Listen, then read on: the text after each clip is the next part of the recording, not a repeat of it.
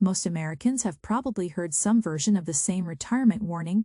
You need $1 million, maybe $1.5 million, perhaps even $2 million before you can realistically retire. And if you're in your 40s, 50s, or early 60s, and your retirement account doesn't look anything like that, it's easy to assume you're already behind. But here's the perception flip. The number you need to retire isn't determined by some national headline. It's determined by the gap between what your life costs and how much reliable income you already have. And that changes everything. Because a household with $500,000 invested, Social Security coming in, manageable housing costs, and little debt can potentially be in a very different position from a household with $1.2 million invested. But a large mortgage, expensive lifestyle, and no clear income strategy, that doesn't mean everyone can retire with $300,000. It doesn't mean $700,000 is enough for everyone. And it certainly doesn't mean you should stop saving. It means retirement planning works better when you stop asking, how much money does the average American need? And start asking, how much does my retirement actually need? Produce? Once you see the numbers clearly, you'll understand why this matters more than most people realize. The first thing to understand is that there is no single retirement number that applies to every household. Retirement is an income problem before it is a portfolio problem.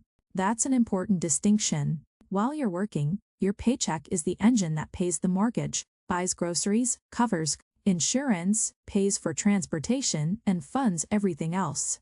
When you retire, that paycheck disappears. Something has to replace it. For many Americans, one of the most important pieces of that replacement income is Social Security. And 2026 gives us a useful reminder of why you need to look at your personal numbers rather than a generic retirement survey. Social Security benefits received a 2.8% cost of living adjustment for 2026. The Social Security Administration estimates the average monthly retirement benefit for retired workers at about $2,071 after the adjustment. For an aged couple where both people receive benefits, the estimated average is about $3,200.8 per month. Now translate that into household economics. For one retired worker, roughly $2,071 a month is about $24,850 a year before considering taxes or other deductions. For a couple receiving two average retirement benefits, roughly $3,208 a month is about $38,500 a year. Those numbers don't make someone wealthy, but they can dramatically reduce the amount that a portfolio needs to produce. And that's the first major idea in this entire video. Your investments don't necessarily need to fund your entire retirement. They may only need to fund the difference. Imagine a household needs $60,000 a year to maintain its retirement lifestyle, and reliable income covers $35,000. The portfolio doesn't need to generate $60,000. It needs to help cover the remaining $25,000. That is a completely different problem, and this is where the famous $1 million retirement number starts to become less useful. Because $1 million isn't a retirement plan. It's simply an account balance. What matters is what that balance has to accomplish. Now let's go one level deeper. There are really 4 things you should examine before deciding whether your retirement savings are enough. The first is guaranteed or relatively predictable income. That can include Social Security, a pension, or other dependable income sources. The second is housing. The third is flexibility in your spending. And only after those questions do we get to the portfolio. Think about housing for a moment. A retiree with a paid-off home and $500,000 invested may have substantially different monthly obligations from a retiree with $1 million invested and a large mortgage. The second person has more money in the investment account, but they also have a larger expense that the portfolio has to support. This is why retirement planning cannot be reduced to an account balance. The same $500,000 can mean very different things to 2 different households. And there's another piece that often gets overlooked: Flexibility. Suppose the market falls sharply during your first year of retirement. One household has a rigid $7,000 monthly spending requirement. Another household can temporarily reduce travel, postpone a vehicle purchase, delay a major renovation, or reduce discretionary spending. Those two portfolios are facing very different levels of pressure. Flexibility is not about living poorly. It's about having some expenses that can move when circumstances change. And that can become extremely valuable during difficult market periods. Now we get to the portfolio itself.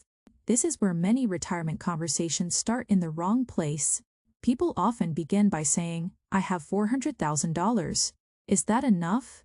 Or, I have $700,000.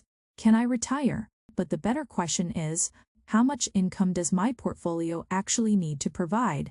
Let's say someone wants $55,000 per year. If Social Security provides approximately $25,000, the gap is roughly $30,000. If a couple needs $80,000 and their combined Social Security provides approximately $38,500, the gap is roughly $41,500. The portfolio requirement is therefore driven by that gap, not by the headline retirement number appearing in a survey. And this is why the $300,000 to $700,000 range from the original framework can be useful as a set of scenarios, but dangerous as a universal rule. For some households, a portfolio in that range may work. For others, it won't come close. Someone living in an expensive coastal city, carrying a mortgage, supporting family members, or facing substantial healthcare and long-term care costs may need considerably more. Someone living in a lower-cost area with a paid-off home, low debt, strong Social Security benefits, and modest spending may need considerably less. The number isn't magic, the math is personal, and this is where most people get caught. They confuse an account balance with financial security. You can have $1 million and still have a weak retirement plan. You can have $600,000 and have a much clearer plan. The difference is what happens between the money and the lifestyle. And there's another risk almost nobody talks about enough. Timing. When you claim Social Security can materially affect your lifetime income strategy. Your full retirement age depends on your birth year, and for people born in 1960 or later, full retirement age is 67.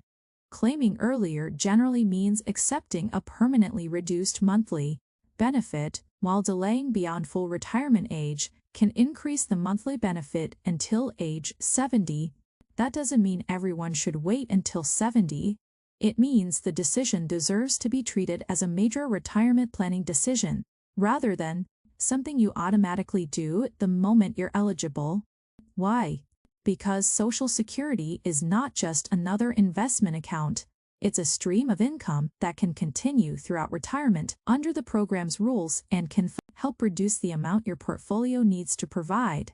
For someone with sufficient resources to delay claiming, a higher future benefit can potentially strengthen the income floor later in life.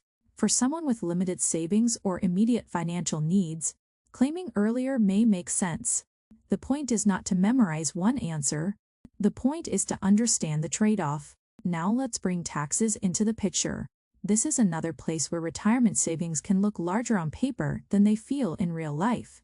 A $700,000 traditional retirement account is not necessarily $700,000 of spendable money. Withdrawals may be taxable depending on the account and the circumstances. And the tax treatment of retirement income matters because your actual spending ability depends on what remains after taxes, healthcare costs, housing, and other expenses. This is also why tax diversification can matter. A household might have traditional retirement accounts, Roth accounts, taxable investments, Social Security, and perhaps other income sources. Having different types of accounts can create different options for managing taxable income over time. And 2026 gives workers more room to save in tax-advantaged accounts. The IRS says the basic employee contribution limit for a 401k 403b governmental 457 plan and The federal government's Thrift Savings Plan is $24,500 in 2026. Workers age 50 and older can generally make an additional $8,000 catch-up contribution, while employees ages 60 through 63 have a higher $11,250 catch-up limit under Secure 2.0. For IRAs, the 2026 contribution limit is $7,500, with an $8,600 limit for people age 50 and older. Those numbers don't mean everyone should suddenly max out every account. They mean the tax system gives eligible savers tools that can become increasingly valuable as retirement gets closer. And now we reach the two paths. There is a reactive retirement household, and there is a strategic retirement household. The reactive household looks at the news, sees that someone supposedly needs $2 million, checks their account, gets discouraged, and changes behavior based on emotion. They claim Social Security because that's what everyone does.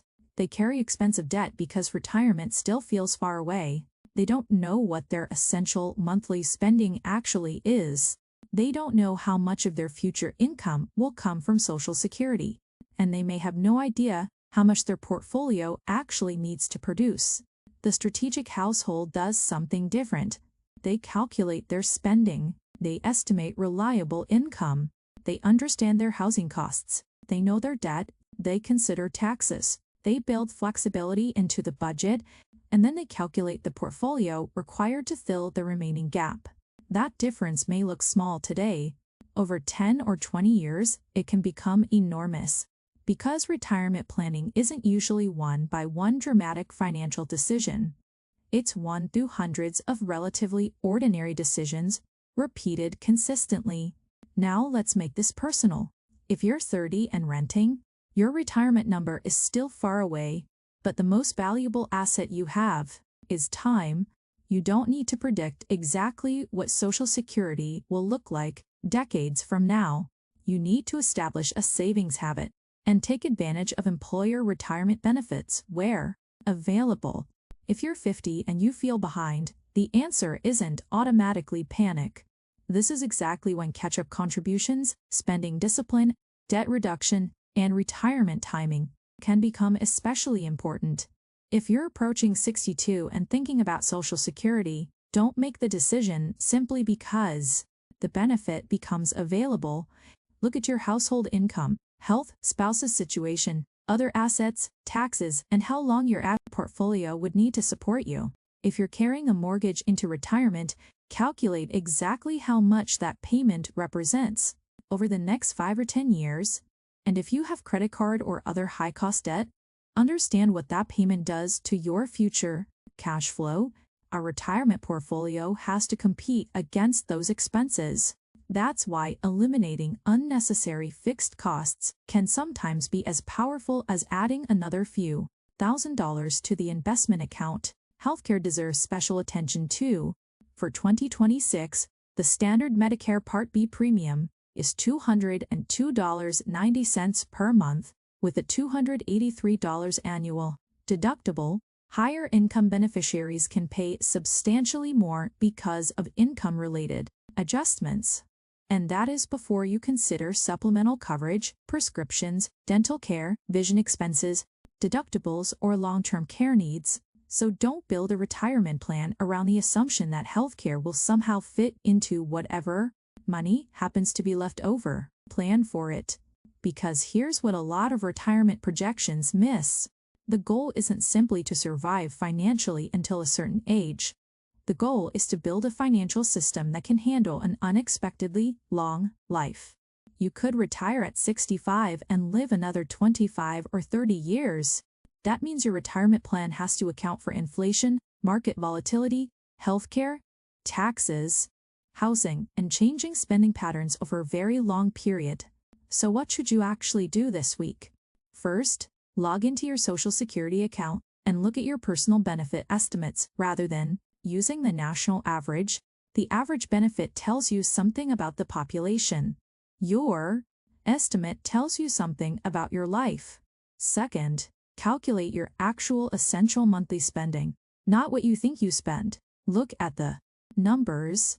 Third, separate essential expenses from flexible expenses. Housing, food, insurance, utilities, and healthcare are different from travel, entertainment, gifts, and discretionary purchases.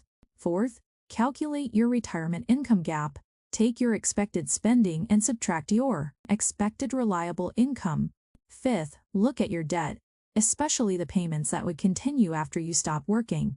Sixth, examine your retirement accounts and the tax treatment of each one. Know how much is traditional, how much is Roth, and how much is taxable. And seventh, run more than one retirement scenario. Don't ask only what happens if everything goes well. Ask what happens if markets are weak early in retirement. Ask what happens if inflation stays higher than expected. Ask what happens if you retire 2 years earlier. Ask what happens if you work 2 years longer. And ask what happens if you need to spend more on healthcare. That is how you turn a retirement dream into an actual plan. Because ultimately, the question isn't whether $300,000 is enough, it isn't whether $700,000 is enough, and it isn't whether $1 million is enough. The real question is whether your income, expenses, assets, taxes, housing, healthcare, and spending flexibility work together. A person with $400,000 and low fixed expenses may have more financial breathing room than someone with $1 million and enormous obligations. And someone with $2 million can still feel financially insecure if they don't understand what their money needs to accomplish. This is why I would be very careful with retirement headlines. They are useful for getting your attention. They are not a substitute for your numbers. The strongest retirement plan is usually not the most complicated one. It's the one where you understand where the money comes from, where the money goes, what happens when markets fall, and what decisions you can still change. And remember, Social Security is only one piece of the equation. The 2026 numbers show why. Personal estimates matter, benefits are adjusted, earnings rules change, taxable maximums change, and retirement account limits change over time. For example, the Social Security taxable maximum is $184,500 in 2026. The system keeps changing quietly. Your job isn't to predict every change. Your job is to build enough margin that you don't have to. So if you're worried because your retirement account doesn't have 7 figures in it, take a breath. Don't become complacent, but don't panic either. Calculate, understand, adjust, save consistently, control the expenses you can control, use the tax advantages available to you, and make your retirement plan around your actual life rather than somebody else's headline. Because retirement security isn't created by reaching one magical number. It's created when your resources and your lifestyle finally start working together. And that is something you can actually plan for. So here's the question I want to leave you with. When you look at your own retirement today, what matters more to you, reaching a specific portfolio number, or knowing exactly how much income your retirement will need every month? Leave your answer in the comments. And if you want more calm, practical explanations of Social Security, taxes, retirement planning, and the financial decisions that can quietly affect your future, consider subscribing, because the goal isn't to predict the future perfectly, it's to be financially prepared for more than one version of it.